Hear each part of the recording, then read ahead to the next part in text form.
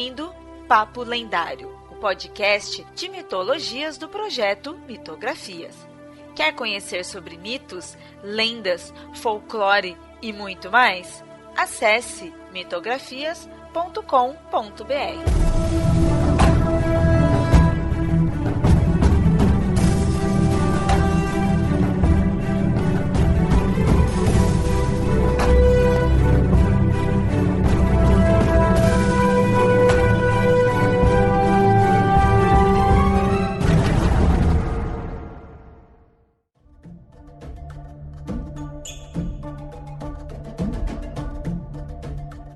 Muito bem, ouvinte, no episódio de hoje vamos falar de um dos casais mais famosos da mitologia grega, se não o mais famoso, já que foram os responsáveis pela Guerra de Troia. É um dos principais eventos dessa mitologia. Quem conhece já sabe que eu estou falando de Helena e Paris, e focaremos em alguns dos diversos aspectos deles, já que a convidada de hoje tem pesquisas e trabalhos sobre eles. Então, Paloma, muito obrigado por ter aceito aí o convite e fica à vontade aí de se apresentar aí para o ouvinte. Muito obrigada a você, Leonardo, pelo convite. Eu estou muito honrada e muito feliz de poder falar sobre algo que eu estudo e que eu adoro. Eu sou completamente apaixonada por mitologia, por poesia grega. Esses dois personagens, principalmente, me atiçam a curiosidade, me fazem pesquisar. Então, é muito legal poder aqui compartilhar com vocês um assunto que me anima tanto.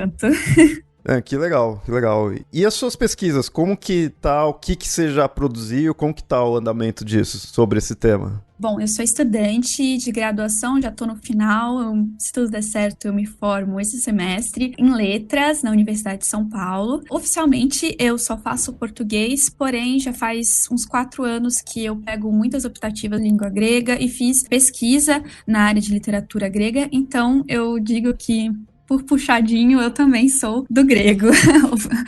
Mas, então eu fiz uma iniciação científica, né, que é tipo uma pesquisa, é o início de você começar a fazer uma pesquisa acadêmica em alguma área, e eu fiz sobre Helena e Paris na poesia mélica grega arcaica, sob a orientação da professora Juliana Ragusa, e foi uma pesquisa que eu estudei 14 fragmentos, né, de poemas de 5 poetas diferentes, de um gênero chamado mélica. E agora, quando eu terminar a minha graduação, eu estou pretendendo partir para o mestrado, em que eu vou pesquisar principalmente o Paris, né, que é o personagem um pouco polêmico aí.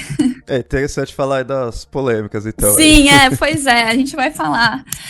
E eu também tive a oportunidade aí de participar de alguns congressos, já falando sobre a minha pesquisa, e também tive uns artigos publicados, então quem se interessar... Interessante você ter, né, citado a questão de ser de letras aí, porque ouvinte, como você já teve visto em alguns outros episódios que a gente lançou recentemente, a gente tá apresentando pessoas dessa área aí para mostrar que realmente mitologia abrange várias áreas, né? Algumas pessoas estão acostumadas de ver mitologia vindo com um quê mais histórico, assim, né? De quem estuda a parte de história antiga, mas parte de letras acaba pegando também. Então, ouvinte, você vê como que mitologia pode ser abrangente.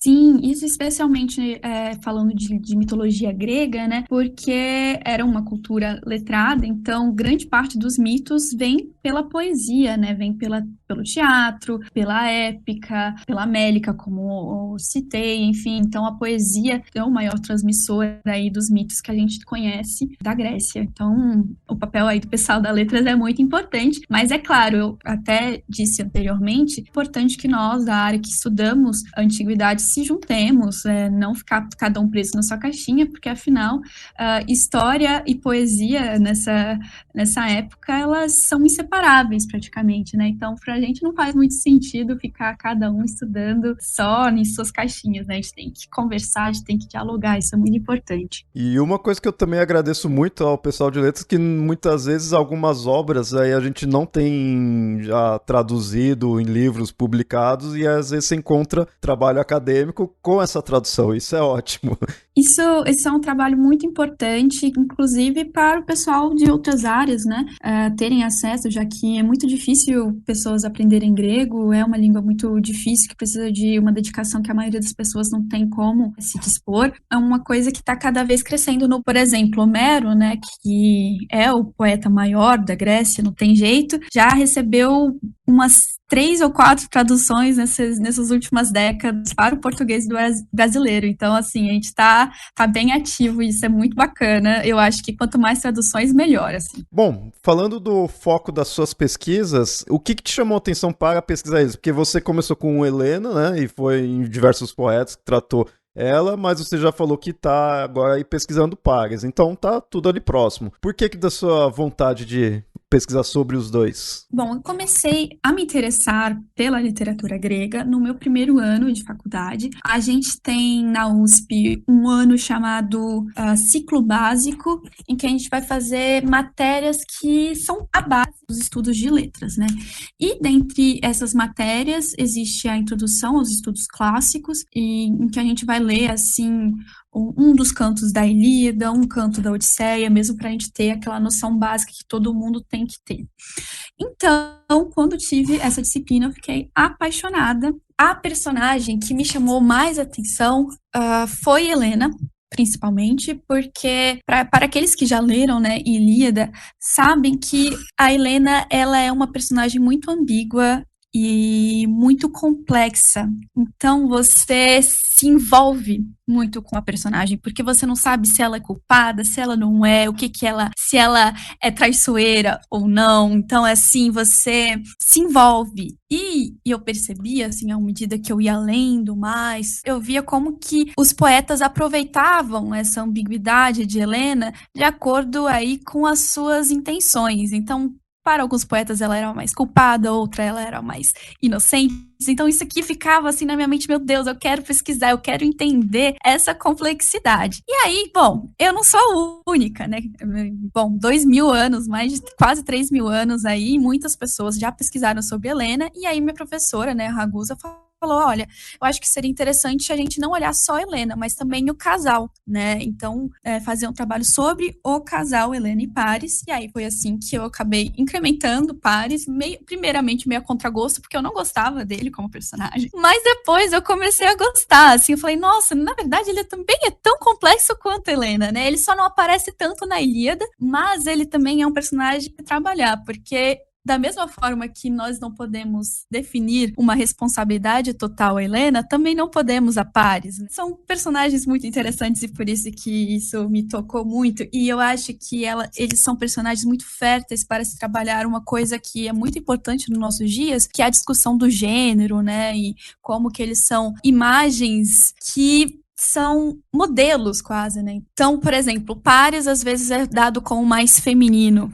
dos homens. Por quê, né? Então, assim, isso me intrigava. Por quê? Porque o que é ser feminino e o que é ser masculino na Grécia Antiga? E até mesmo Helena era como uma mancha para as mulheres, né? Então, nossa, interessante estudar isso num contexto de gênero, assim, para as pessoas que se interessam por esse assunto. Então, isso tudo me despertou aí a curiosidade e eu tô aqui estudando e quero estudar por mais tempo. Bom, ouvinte, vamos então se aprofundar mais aí nos personagens. Eles já são bem até conhecidos aí para quem gosta de mitologia, principalmente mitologia grega, eles já são bem mais conhecidos, mas ouvinte, caso você não saiba muito bem, a Helena, ela é filha de Zeus e de Leda, então, ou seja, é uma semideusa, né? Tem a questão do sangue mortal e o sangue divino, e ela acaba sendo também irmã de outros personagens também já conhecidos, que é o Castor e Pollux, e de Clitemnestra. Os irmãos dela, a família dela também são personagens conhecidos aí na mitologia grega.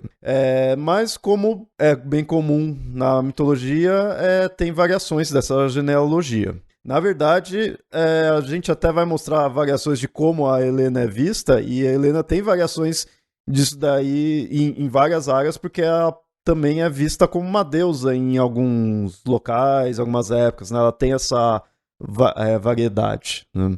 Da Helena, ela é mais conhecida mesmo pela questão do rapto dela, e aí que gera toda a questão da Guerra de Troia. Gostei de você ter ressaltado que, de fato, há muitas variações, né? Como é muito comum na mitologia, uma comunidade em que não há nada escrito, porque até a poesia, antes, na verdade, ela era só recitada, ela era só performada, então não havia nada escrito. Então, variações acontecem e elas não são contraditórias, né, nesse mundo. Elas podem coexistir tranquilamente. E, bem, como você disse, né, Helena é uma figura mitológica, semideusa, filha de Zeus com uma mulher mortal, que é a Leda, mas é adotada, né, entre aspas, por um pai de criação mortal, que é Tíndaro, o rei de Esparta. Por isso, em muitos poemas, ela e os seus irmãos e irmãs podem ser chamados também de Tindaridas ou Tindáridas, a depender aí da tradução. Bom, em Homero, né, e eu acho importante sempre começar com esse autor, né, quando a gente vai falar alguma coisa, porque ele é o primeiro que nós temos, em questão da linha temporal, não há indicações daquela versão de que ela teria nascido de um ovo. Mas já em Eurípides, né, que é um poeta de tragédias, e na iconografia clássica, né, da Atenas clássica, essa versão já está consolidada. Então, no mito, Zeus seduzirá, né, seduziu a mortal Leda, tomando a forma de um cisne, que é uma ave muito ligada ao mundo erótico, considerada até hoje, né, uma ave muito bela, o que vai condizer com a característica principal de Helena, que é, né, a beleza. Helena será chamada de a mulher mortal mais bela do mundo. E bom, né, por que o nascimento de Helena? É claro que Zeus não precisa, né, de uma desculpa, de motivo para seduzir belas mortais casadas. Mas em um poema épico perdido, que nos sobrou alguns fragmentos, nele há a menção: a terra estava muito cheia de humanos, estava com peso nas costas, né? Não estava aguentando. E, para isso, ele vai conceber uma linda filha que vai causar uma grande guerra para diminuir a quantidade de mortais. Então, Helena, nessa versão, seria quase uma segunda Pandora. Já foi tudo planejado, né? Zeus já sabia muito bem o que ia dar. Já dizia no início do proêmio da Ilíada, né? Tudo sob os desígnios de Zeus. Então, assim, Zeus é muito esperto.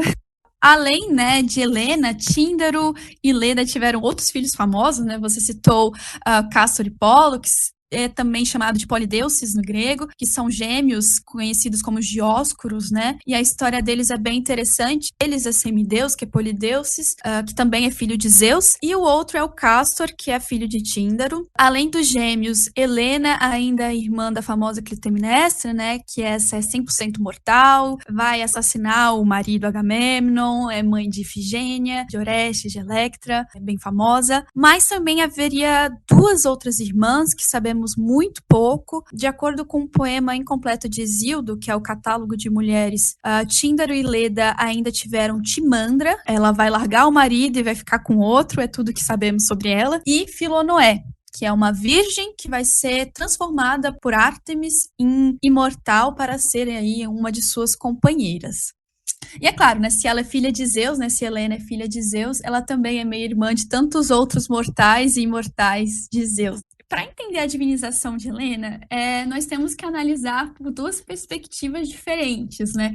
Que a primeira é na tradição poética e a outra é a tradição cultual, né? Do dia a dia, que seria aí um trabalho mais arqueológico, historiográfico. Em Homero mesmo, já tem alguns indícios interessantes de Helena como deusa. Na Odisseia, no canto 15, ela é inspirada pelos imortais para interpretar um presságio, e Telêmaco, que é o filho de Odisseu, responde a ela que ele iria cultuar Helena como uma deusa. Bom, e de fato, Helena acerta o presságio, né? Pode ser só uma piscadela de Homero para essa tradição, ou não, pode ser só uma coincidência, mas de fato é interessante. Porém, já com Estesícoro, né, que é um poeta ali do século VI a.C., ainda no período arcaico, parece que ele teria tratado Helena de fato como uma deusa, o que faz sentido porque a região dele, que é a Magna Grécia, cultua Helena como uma deusa. Porém, o que chegou para nós inteiro é Eurípides, que vai mencionar a divinização de Helena em 3 tragédias, se não me engano, que é Helena, Orestes e Electra, sendo que na tragédia Orestes, Helena terá um papel bem delimitado. Ela será uma deusa que vai auxiliar os marujos e os navegantes a fazerem uma boa viagem no mar, né? Que é um domínio muito parecido com o que os Dioscuros irão desempenhar também, né, na sua forma cultual. E, bem, e o motivo para ela se tornar imortal é porque ela é filha de Zeus e porque ela foi um plano do deus, então seria o justo transformá-la em imortal. Porém, agora, quanto aos cultos, que eu sei, os heróis, de um modo geral, eram cultuados por toda a Grécia, independente de se tornarem deuses ou não. É até confuso, né, para aqueles que estudam os cultos aos heróis, distinguirem quando um herói é divinizado ou não numa região. Logo, Helena com certeza era uma heroína muito venerada, assim como tantos outros heróis, porém, em alguns lugares, ela era de fato uma deusa. Isso principalmente em Esparta, a sua terra de nascença, e lá havia templos e santuários dedicados a ela, em que havia competições juvenis em sua honra, iniciações de meninas e consagrações de sua beleza nos casamentos, e também há de se notar que há uma certa tendência desses santuários se localizarem justamente no litoral, né, que pode ser aí um indício, né, se ligando com o que o Eurípides disse sobre o seu domínio de poder ser no mar. É isso que eu também ia perguntar, né, como que era dela em Esparta, já que ela é de lá, né, toda a linhagem vem dali, né, então é de se imaginar de ali realmente ter um culto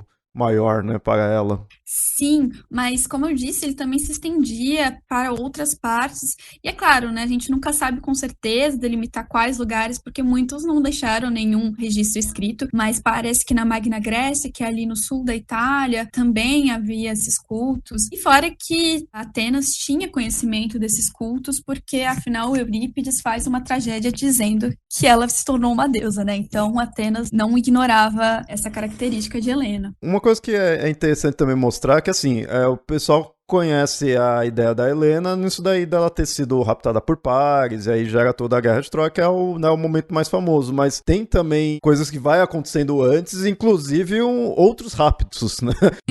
Sim, coitada. Então você vê que a questão dela ser bela e com isso ir lá os homens e querer raptar ela já é de longa data mesmo, ou seja, Zeus realmente se empenhou em fazer o destino ficar dessa forma, né? Sim, pois é. Assim, o que a gente tem de registrado, né, que a gente sabe que desde cedo Helena vai se destacar, né, pela sua beleza e a fama vai se espalhar por toda a Grécia, né? E um dos heróis mais famosos que vai se encantar por Helena é justamente Teseu, né, que é o herói ateniense, que junto com um amigo dele, né, de aventuras, né, que é o Perito, teriam raptado a heroína ainda muito jovem. Aí a idade varia, né?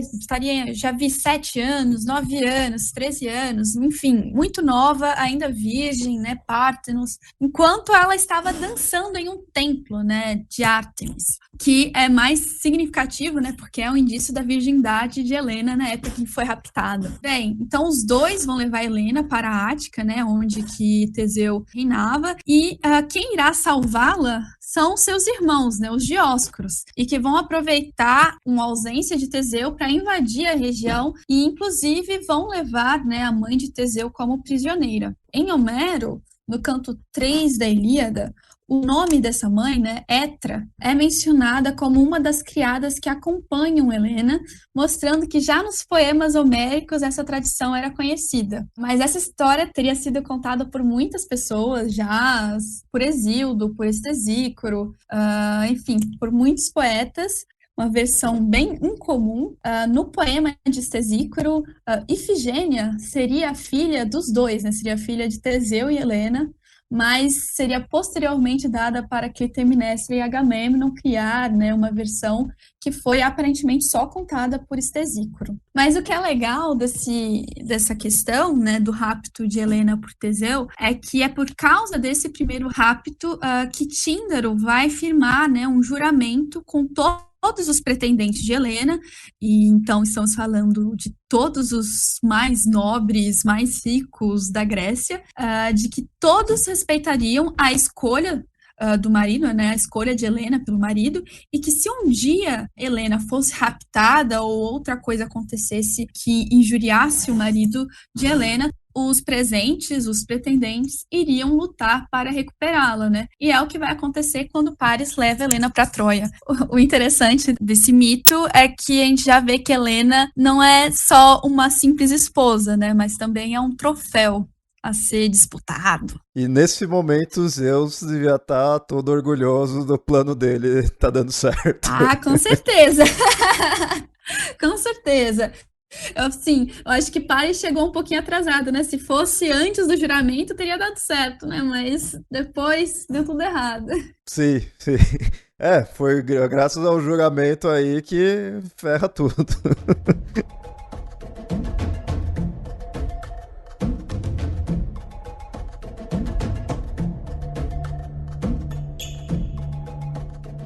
Bom, você citou vários autores e um deles você falou do Estesícoro, e ele é um que você se aprofundou bastante numa das suas pesquisas, porque ele fala muito dela, né? E ele trata ela de várias formas, mas é legal, acho que apresentar aí pro ouvinte quem que é esse poeta, já que, como você falou mesmo, sempre começa por Homero, que é o mais conhecidão, mas então muitas vezes a pessoa pode não conhecer quem é o Estesícoro. Ele foi um poeta mélico ou lírico, ele viveu no final ali do século VI a.C., na região da Magna Grécia, ou seja, nas colônias gregas no sul da Itália, e ele tinha um estilo poético diferente de seus outros colegas mélicos. Então, seus poemas eram longos, de caráter elevado, enfim. E lógico, por ser um poeta que trabalha com material épico, ele tratou sobre a Guerra de Troia em seus poemas, mas também temos informações sobre outros muitos mitos, como o mito de Édipo no poema Tebaida e de Héracles no poema Gerioneida, também todos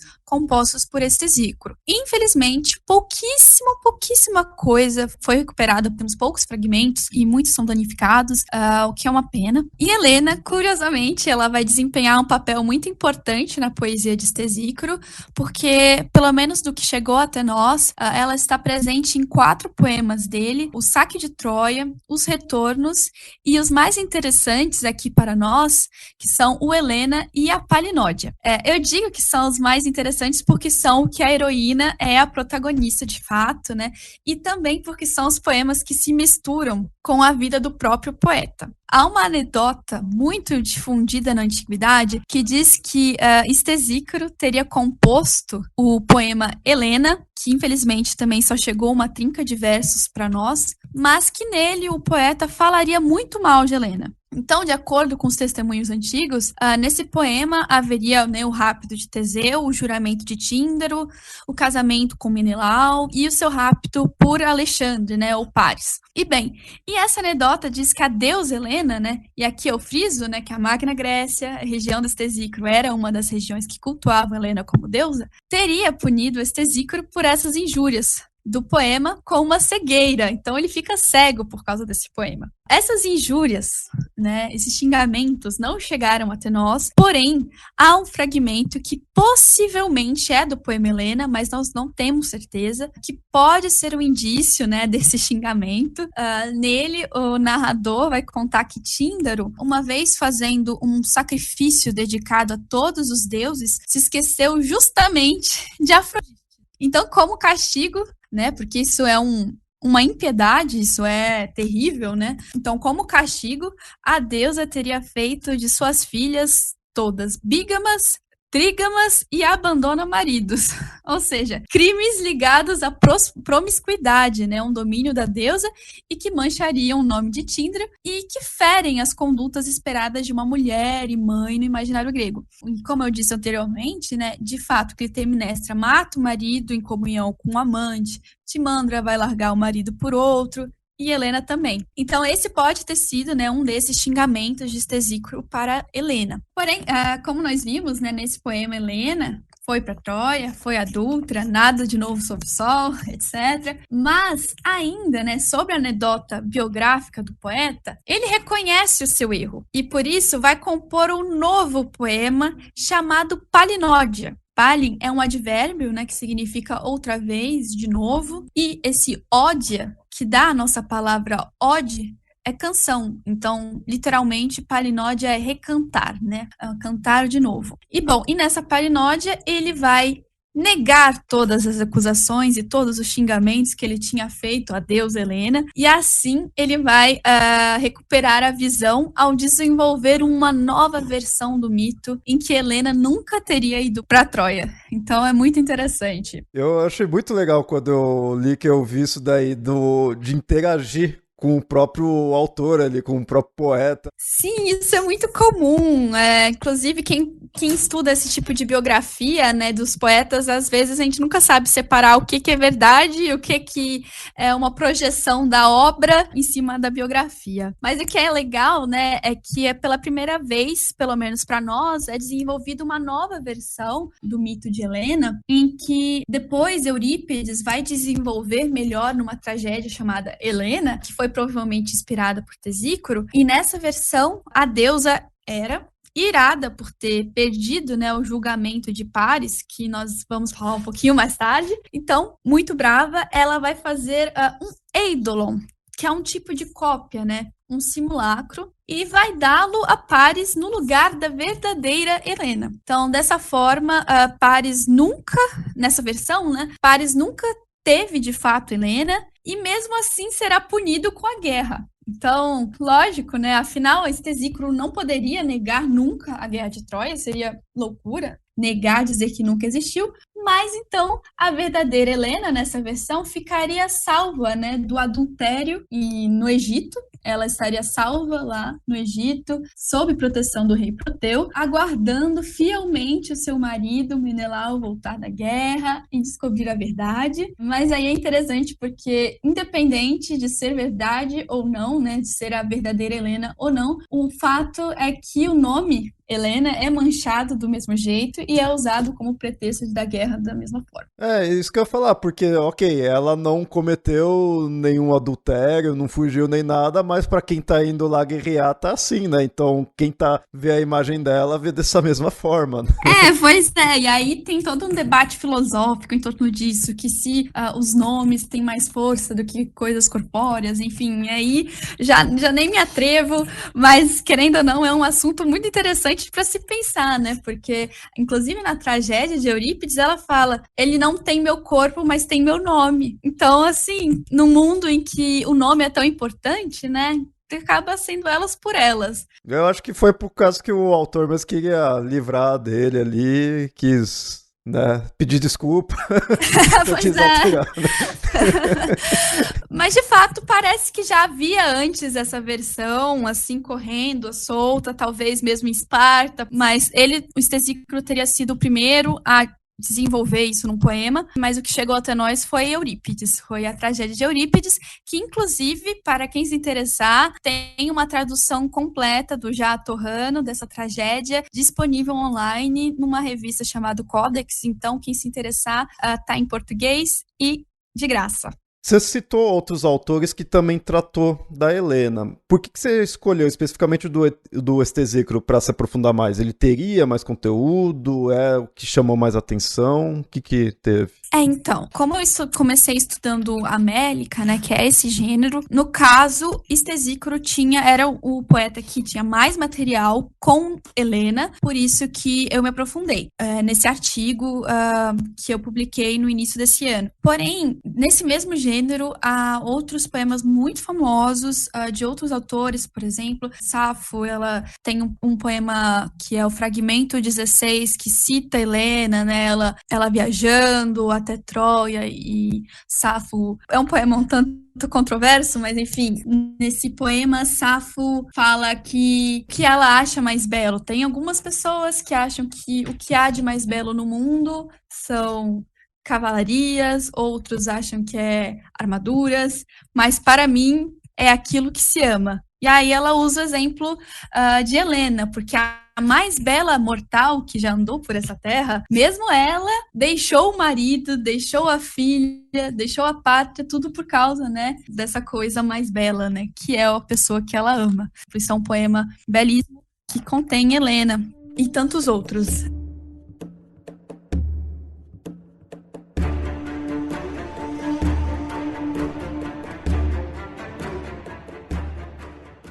Então agora a gente vai falar do outro lado, né? Já que é um casal aí, a gente falou da Helena e como ela é vista, então agora a gente vai para o Paris. Um dos responsáveis, já que Zeus que bolou tudo, né? Mas ele que realmente vai lá e rapta a Helena. Na verdade, rapta, mas já fica uma questão, né? O Afrodite. Você vê que tem vários culpados. É isso que é muito legal, né? Por isso que uma teia muito complexa, assim como a vida, né? Nada é com culpado somente, né? Tem toda a questão. Por isso que eu gosto de mitologia grega, ela é muito complexa. Mas eu gosto de dizer que a história, né, de Paris é trágica por excelência, né? Se pensarmos tragédia modelo, né, que de acordo com Aristóteles é o Édipo Rei, né, de Sófocles, a história desse personagem, né, Paris, ele tem muitos pontos em comum, né, com a de Édipo. Então, os pais de Paris são Príamo e Écuba, que são os reis, né, de Troia. Só que pouco antes do seu nascimento, há uma visão de que ele seria o responsável por destruir a cidade. Não é uma história que está presente em Homero, porém já com Píndaro, né, que é um outro poeta mélico lá da virada do período arcaico para o clássico, então bem posterior, né, aos poemas homéricos, já em Píndaro há uma versão de que Écuba teria sonhado nas vésperas do parto que estaria dando à luz a uma tocha que queimaria a cidade. E por causa dessa visão, em algumas versões, inclusive até Cassandra, que vai profetizar, mas independente, é a partir dessa visão que Écuba e Príamo decidem, pelo bem da cidade, né, deixar o seu filho recém-nascido para morrer. Porém, no mundo grego, matar um parente consanguíneo, né, independente do motivo, né, vide Orestes, né, que mata a mãe e mesmo assim mata a mãe porque matou o pai, enfim, mesmo assim não é perdoado. Enfim, matar um consanguíneo é um crime terrível, passível de punição divina das Eríneas, que são divindades terríveis que levam os mortais à loucura. Então, por isso, Écuba não poderiam simplesmente pegar uma espada e matar o bebê, porque isso seria considerado um crime consanguíneo. Logo, o que eles fazem? Eles vão abandonar a criança recém-nascida na floresta e deixar que a natureza faça o resto. Uma coisa importante a ser notada é que o nome dado, né, por Écuba e Príamo para essa criança é Alexandre, né? Um nome real que, se de fato for grego, a gente ainda não tem certeza, mas provavelmente significa o defensor de homens. Então, é um nome muito real, né, da realeza. Bom, obviamente, esse plano de deixar ele ali na floresta não vai dar certo, pois ele é encontrado por pastores que vão ter pena da criança e vão criá-lo como um filho, dando a ele o nome, que é o nome mais famoso para nós, que é Paris, né? Cuja etimologia a gente não sabe, é desconhecida, a gente não sabe o que significa exatamente. Portanto, né, Paris passar a maior parte da vida dele como pastor, tendo uma educação pastoril, né, e longe das suas responsabilidades reais. Isso é interessante você ter comparado com o mito do Édipo. Realmente, desde o início, assim, você já começa a ver as similaridades, então não tem como dizer que também não é algo trágico. Terrivelmente trágico. Eu acho até mesmo que o julgamento de Paris é muito trágico, porque o que você faria no lugar dele, né? Eu não sei. Na Grécia Antiga, nessa época que tava os deuses interferindo, se a divindade chegou ali perto, você sabe que você se lascou, porque... Qualquer escolha que você fizer, mesmo que você ganhe de um lado, você vai perder por outro. Então, já era. Exatamente. Não tem jeito, eu correria. E é interessante que até aí, ele crescendo como pastor, tudo, a vida dele tá tranquila, né? Não é uma vida gloriosa como alguém da elite, mas estava tranquila, era até melhor se manter por aí, pois né? Teria. Mas chega um momento que... Aí você vê que mesmo... a pessoa sem fazer nada vai lá aos deuses e coloca isso em risco, porque aí que os deuses aparecem para chegar ao famoso julgamento de pares. Aqui mesmo, né, na minha fala, né, eu já citei duas origens possíveis, né, que é a do Canto Cíprios, que foi um plano de Zeus para diminuir a população humana. Também já citei, né, o esquecimento de Tíndaro, que causou a ira de Afrodite, que são ali outras origens possíveis, mas a mais famosa é, sem dúvida, o julgamento de pares. É um mito muito célebre, representado diversas vezes, né, iconografia, né, em vasos, em mosaicos da antiguidade, até mesmo do período do nosso renascimento, né? É um episódio que é, inclusive, aludido na Ilíada algumas vezes, mas não é em nenhum momento descrito explicitamente, em nenhum momento. Há ainda versões que recuperam um pouquinho mais para trás do julgamento de pares, né? Que é o casamento de Tétis e Peleu, que são os pais de Aquiles, que com certeza não é tratado por Homero, mas sim nos Cantos Cíprios também. E é interessante para começarmos esse ponto, né? Porque traz aí uma dicotomia interessante entre Eris e Eros, que é a discórdia e é o amor. Apesar de dar uma complicada na linha temporal, né, dos acontecimentos, porque não faz muito sentido se a gente for pensar casamento de Tétis e Peleu, o Aquiles ainda não nasceu, mas Paris sim, então Aquiles é muito mais novo que Paris, né? Mas enfim, contradições da mitologia. Bom, enfim, tirando isso, nas bodas, né, dos pais de Aquiles, Eris, que é a deusa da discórdia, né, a deusa discórdia, vai jogar um pomo ou uma maçã de ouro com um escrito para a mais bela. Bom, o caos se instala, né? Porque deusas poderosíssimas vão se proclamar a mais bela. Hera, Atena e Afrodite. E Zeus, que não é bobo nem nada, vendo ali, né, que o plano tá dando certo, ele vai dizer assim, eu é que não vou resolver isso aí e vou deixar para um mortal. É basicamente isso que ele fala. Alguns ainda vão acrescentar que vai deixar para o mortal o homem mais belo do mundo, né? Então, abre até aqui um parêntese. Troianos eram conhecidos por terem uma beleza extraordinária, né? Temos Ganimedes, que era um troiano que vai ser raptado por Zeus e vai ser imortalizado por ele, porque ele era muito lindo. Então, Zeus resistiu. Anquises, que vai seduzir a própria Afrodite. Titono, que vai seduzir a Aurora. Então, assim, troianos lindíssimos. Paris não é uma exceção. E bem, então Zeus vai escolher o homem mortal mais belo do mundo, que é Paris, para fazer esse julgamento, né? O primeiro concurso de beleza que nós temos notícia. E bem, um dia de boa, lá caçando no Monte Ida, Paris dá de frente com as 3 deusas belíssimas e também com a responsabilidade, a baita responsabilidade de escolher uma deusa como a mais bela. Ou seja, né, ele estava frito. Já era. Já era. Como nós estamos falando de um mundo da reciprocidade, né, das trocas, as deusas começam a oferecer algo para pares caso elas sejam escolhidas. E os presentes oferecidos são justamente dons do domínio de poder de cada uma dessas deusas, né? Então Hera, que é a deusa do casamento, que é soberana ao lado de Zeus, ela vai oferecer a soberania por toda a Grécia. A Atena, que é a deusa da Metis, né, da inteligência, da estratégia, a transformação, sua transformação dele ser o maior guerreiro de todos os tempos e que vai conquistar toda a Grécia.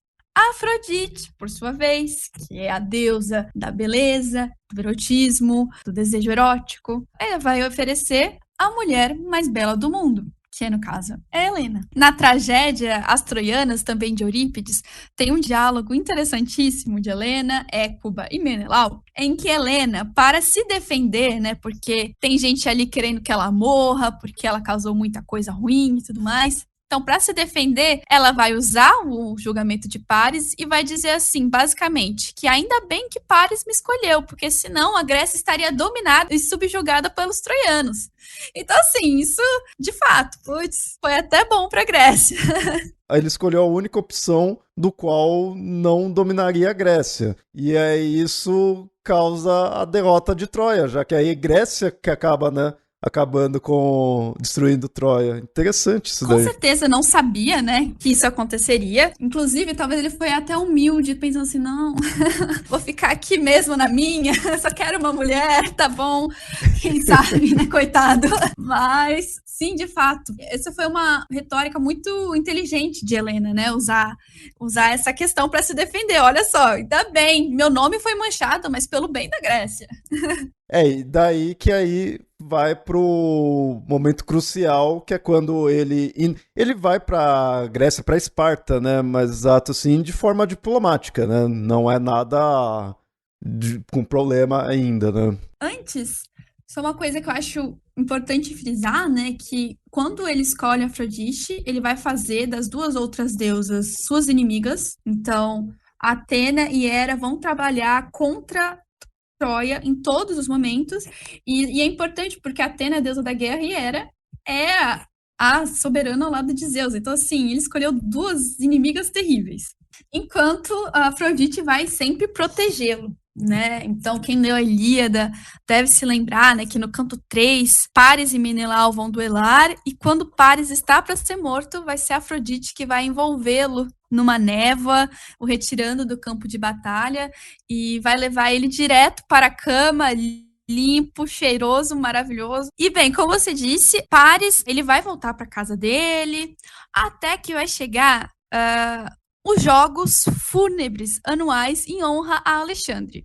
O que é curioso, porque são jogos em honras a ele próprio, né? A honra ao filho de Príamo e Écuba, que eles achavam estar morto. E aí os pastores, né, da região ali de Troia deveriam oferecer algum dom, né, como prêmio para o vencedor dos jogos. Pois bem, então é escolhido um touro belíssimo que eles tinham na propriedade, que é de Paris, e que ele não queria se desfazer. Então, ele decide ir até a cidade de Troia para reconquistar esse touro e acaba vencendo todos os competidores, inclusive os seus irmãos, sem saber, né, que eram. E isso foi considerado uma façanha, né? Como um simples pastor venceria os mais nobres da cidade de Troia, né? Então, assim, de acordo com o mito, Cassandra vai reconhecer o irmão e vai avisar os pais. Outra versão inclui até que Afrodite ajuda no reconhecimento do filho, mas é a partir daí que ele vai voltar a ser Alexandre, né, o príncipe de Troia. Infelizmente, a gente sabe pouco sobre esse episódio, porque as duas tragédias que tratariam dele foram perdidas, mas nós temos alguns testemunhos, assim, da época helenística imperial. E, bom, e é a partir dali, né, depois que ele é reconhecido como príncipe, por isso que eu fiz essa volta, que ele vai como um diplomata, vamos dizer assim, até Esparta, né, junto algumas ações ele tá sozinho, outra ele está como Heitor, também mesmo Enéas, mas enfim, é numa expedição de Troia a Esparta, com barcos, inclusive, construídos por Paris e guiado, né, por Afrodite. Afrodite, então, tá ali mexendo seus pauzinhos. Paris vai finalmente encontrar, né, o presente oferecido pela deusa. Porém, Helena já era casada, né, com Menelau, que, por sinal, Menelau era um ótimo anfitrião. E eu ressalto isso porque em muitos filmes que a gente tem, os diretores tentam aliviar ali a barra de Paris, porque, né, roubar a mulher do outro nunca é uma coisa legal. Então aí coloca o Menelau como um homem meio ruim, um homem bruto, né? Isso acontece muito, mas na mitologia grega esse não é o caso, tá? Menelau é um anfitrião impecável, porque ele vai se ausentar em um momento, e é nesse momento ali, aproveitando a ausência de Menelau, que ele vai seduzir Helena junto com o auxílio da deusa. Ele não teria, então, necessariamente raptado Helena. Helena foge com ele, né? Não foi uma coisa forçada. Isso é uma questão interessante, né? Muito importante, porque a palavra rapto, né, que a gente usa aqui no português para nomear o episódio, tem uma carga muito negativa, né? Porque a gente pensa, né, inferido que foi violento, que foi contra a vontade de uma das partes. Porém, aqui nesse imaginário, esse termo vai ser usado porque uma mulher foi levada de seu marido legítimo. E é só isso. Helena, por exemplo, na Ilíada, ela várias vezes vai dizer que foi por vontade própria e se arrepende por isso. Outras vezes vai falar que na verdade foi Afrodite que colocou lá e tal. Então, assim, tudo depende da intenção retórica ali da personagem. Mas, né, se Afrodite também é a deusa do desejo erótico, então, independente, houve uma persuasão erótica. Helena foi porque ela desejava Paris, né? Ou, se a gente quiser modernizar as coisas, porque ela amava Paris. Não há, pelo menos que eu me lembro, nenhum testemunho que diga que ela foi levada com violência para Troia. Não, essa é fora de questão. Há, sim, vontade própria ou persuasão divina. De qualquer maneira, haveria o desejo, Exatamente. né? Ali. Exatamente. E aí que gera toda a questão da guerra, que aí já até vai além já da história de Paris e Helena, porque aí já vai envolvendo outros personagens, outros heróis, envolve, né, as narrativas de outros heróis, Aquiles, Odisseu, Agamenon, né, vai ter vários aí.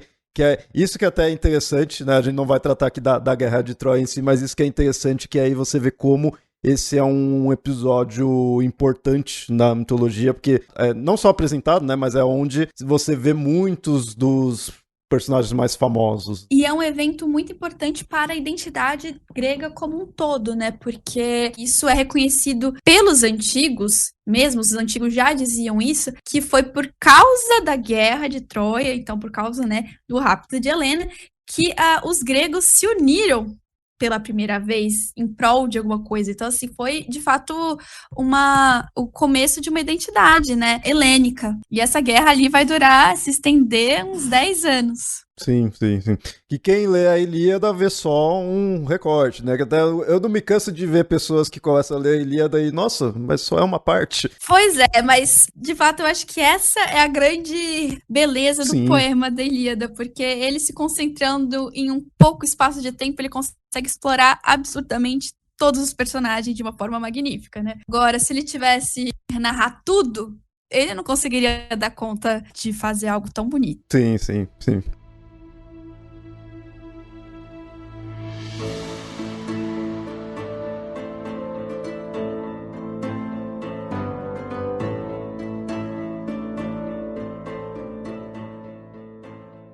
Então aí a gente viu sobre quem é Helena, quem é o Paris, e aí teve esse...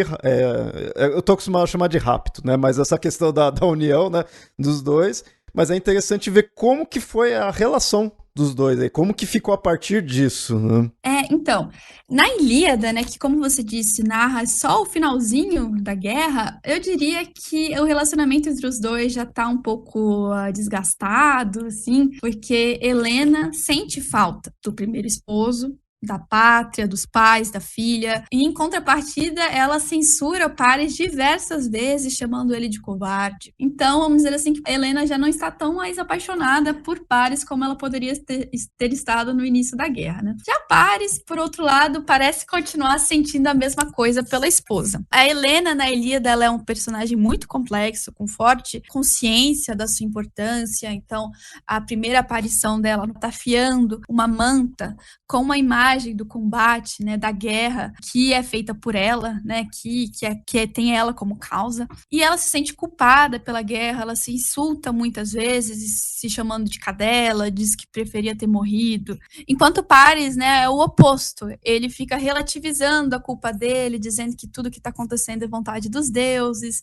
ele é vaidoso, ele tem uma habilidade notável com arco, mas não gosta muito de lutar, enfim, e ele também tem alguns dons artísticos interessantes de serem notados, né, como a lira, a dança e até construção. Ele construiu o próprio palácio dele lá em Troia. Em eventos posteriores à Ilíada, que eu acho que é interessante para a gente falar sobre dos personagens, e que não é um demérito, como podemos pensar, né, e sim uma honra, todo grande herói vai receber uma ajudinha dos deuses. É Paris com Apolo que vão matar, né, o maior dos guerreiros, né, da guerra, que é Aquiles. Isso já é posto em Homero, mas não é descrito. E tardiamente vai se desenvolver, né, o mito do calcanhar, que ele foi atingido no calcanhar. Mas o fato é que com uma flecha atirada por Paris e guiada por Apolo, que Aquiles será morto perto ali dos portões da cidade. E depois disso, nós sabemos que Paris também morre através de uma flecha de Filoctetes, que é um arqueiro considerado o melhor daquela época, e usando, isso é muito legal, que é usando o arco de Heracles, que Heracles deu para Filoctetes. E aqui vai acabar a história de Paris. Porém, Helena não terá muito tempo para curtir o luto dela. Ela logo vai ser dada em casamento para outro troiano, que é um irmão de Paris, que é chamado Deífobo. Há, inclusive, uma menção de um tipo de luta para ganhar a mão de Helena. E durante a queda da cidade, de acordo com a Odisseia, inclusive, Helena teria executado um jogo duplo, ora ajudando os troianos, ora ajudando os gregos, e quase vai ser morta várias vezes. A gente tem uma versão de Ctesícoro, inclusive, que diz que os gregos queriam matar Helena apedrejada, mas assim que vem a sua beleza, as pedras vão cair de suas mãos. Bem dramático.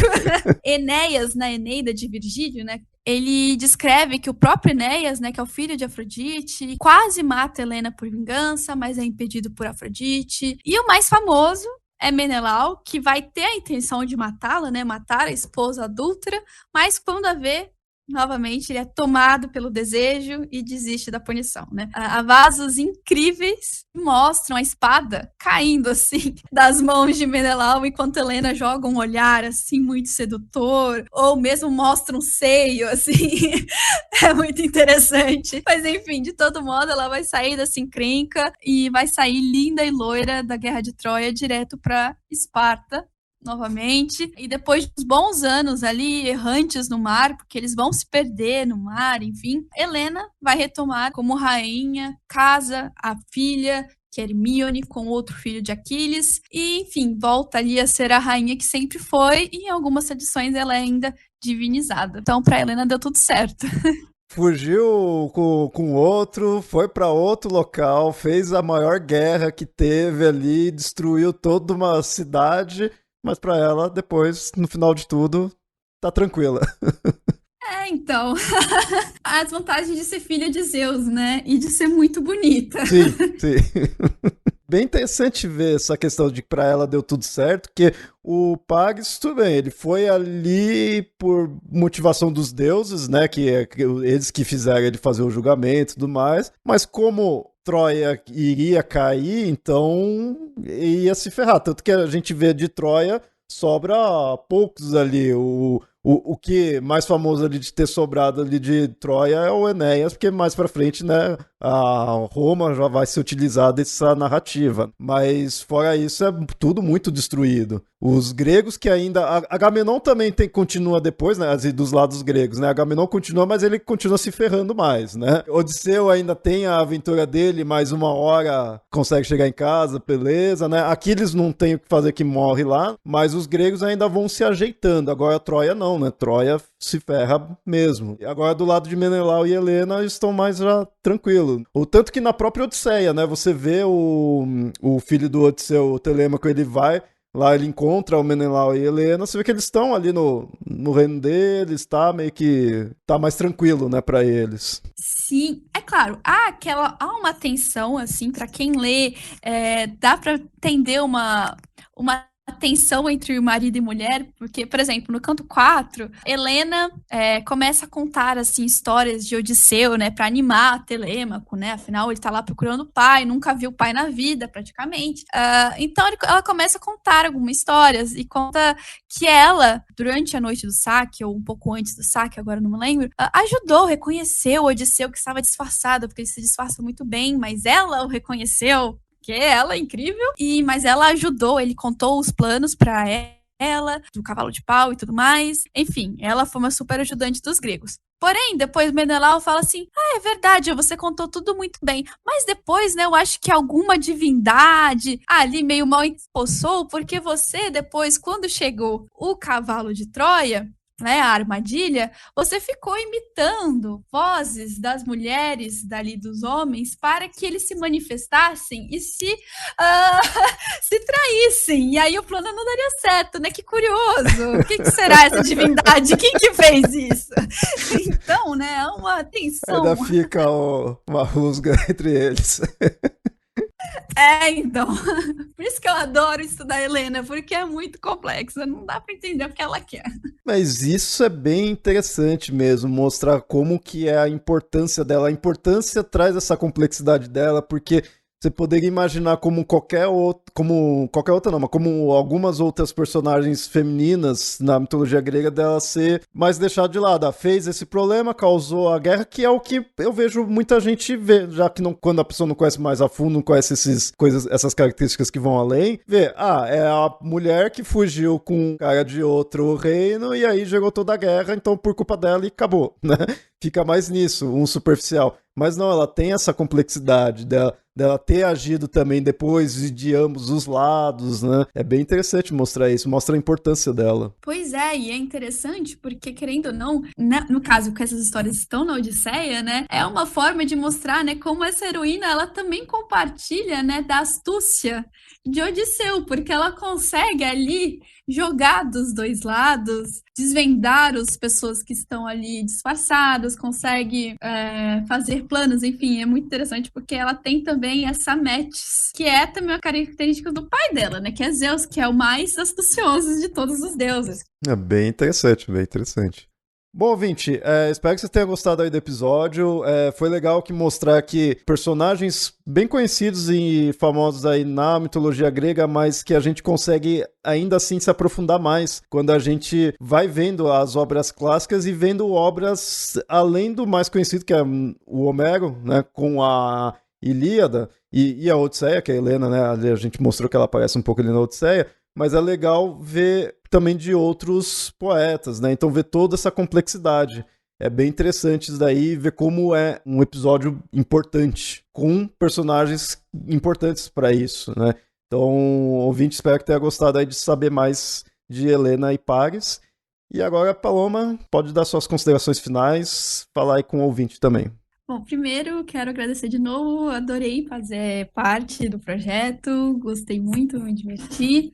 E, bem, para quem se interessar mais sobre as minhas produções, sobre os personagens, né? Como eu disse, o artigo que eu publiquei foi sobre as Helenas de Estesícoro, então foi focado, né, nesse poeta que discutiu um pouquinho. Então, quem se interessou pode pesquisar, está disponível online e gratuito. Também dei uma palestrinha, né, fiz uma fala num congresso, também foi online, né, por causa da pandemia, então essa é uma das vantagens que fica ali para qualquer pessoa que queira acessar mais tarde, que foi sobre Paris na Ilíada, tá no YouTube. Fora que se alguém tem uma dúvida, quer me inscrever, quer algumas dicas de bibliografia, pode me mandar um e-mail que eu vou soletrar aqui, né, paloma.bettini@usp.br. Bettini é um T só e com I no final. E é isso, eu espero que vocês tenham gostado e que eu tenha passado ali toda essa minha animação por esse assunto, que vocês interessado também em pesquisar e quem sabe, né, esteja falando aí com futuros pesquisadores da área, porque assim, gente, por favor, nós queremos, pessoal do grego, do latim, venham, estudem, que a gente tá, assim, muito animado. E outra coisa que eu acho importante divulgar é o nosso grupo de pesquisa feito por estudantes da graduação, que é o Panaster. A gente tem rede no Facebook, no Instagram, e a gente marca reuniões que discutimos textos da Grécia Antiga. Então, para quem se interessar, é uma reunião bem tranquila, bem assim, não precisa ser especialista, não precisa ser da área, é só ler o texto e a gente discutir. E então, assim, quem se interessar, pode nos seguir nas redes sociais e se inscrever para os próximos encontros.